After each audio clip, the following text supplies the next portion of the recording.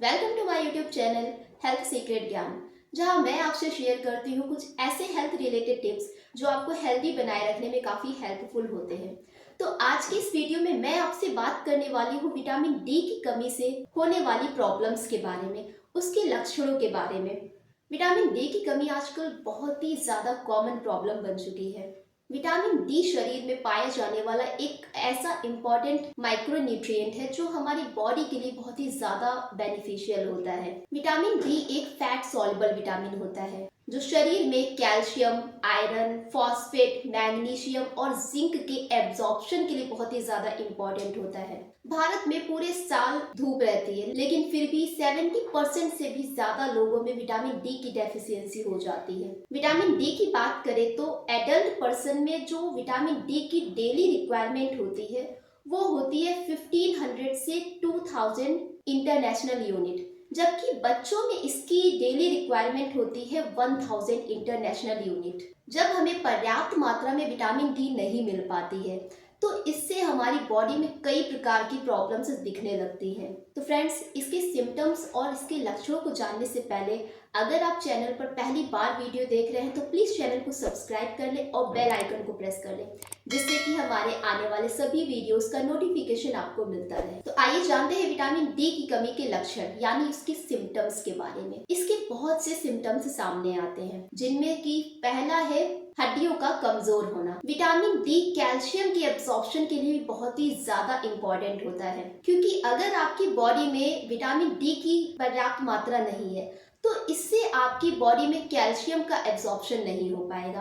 अगर आपकी बॉडी में कैल्शियम का एब्जॉर्प्शन सही मात्रा में नहीं होगा तो इससे बोन्स कमजोर हो जाएंगी, यानी कि जो बोन डेंसिटी वो कम हो जाती है। तो यही कारण है इन बोन्स का कमजोर होना, और बोन डेंसिटी कम होने के कारण बोन फ्रैक्चर का चांसेस काफी बढ़ जाता है। तो इसलिए कैल्शियम की एब्जॉर्प्शन के लिए विटामिन डी बहुत ही ज्यादा इम्पोर्टेंट होता है। इसके अलावा मांसपेशियों में कमजोरी और दर्द होना भी विटामिन डी की कमी का संकेत हो सकता है। बिना मेहनत किए बहुत ज्यादा थकान होना, दिन में जरूरत से ज्यादा नींद आना, या फिर डिप्रेशन और हेयर फॉल जैसी प्रॉब्लम्स सामने आती हैं, तो ये सभी विटामिन डी की कमी के लक्षण हो सकते हैं। नेक्स्ट है मूड स्विंग।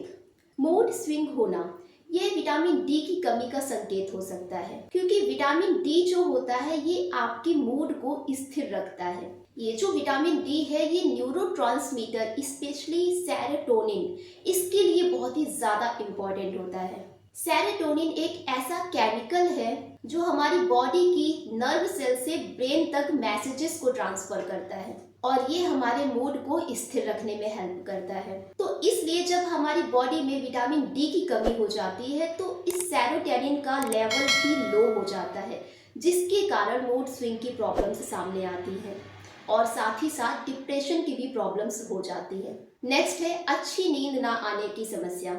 अगर आपको प्रॉपर नींद नहीं आ रही है और आप बार बार जाग जाते हैं तो ये विटामिन डी की कमी हो सकती है। विटामिन डी ब्रेन की नर्व फंक्शनिंग को बहुत ही ज्यादा अफेक्ट करता है, तो इसलिए जब बॉडी में विटामिन डी की कमी हो जाती है तो इससे हमारा नर्वस सिस्टम भी वीक हो जाता है, जिसके कारण हमें डिप्रेशन और नींद ना आने की प्रॉब्लम्स हो जाती है। नेक्स्ट है घाव का धीरे धीरे भरना। अगर चोट लगने पर आपका घाव बहुत ही स्लो भर रहा है तो ये संकेत हो सकता है कि आपकी बॉडी में विटामिन डी की कमी हो सकती है, क्योंकि ऐसा इसलिए होता है जो विटामिन डी होती है ये इम्यून सिस्टम को बूस्ट करने के लिए बहुत ही ज़्यादा बेनिफिशियल होती है।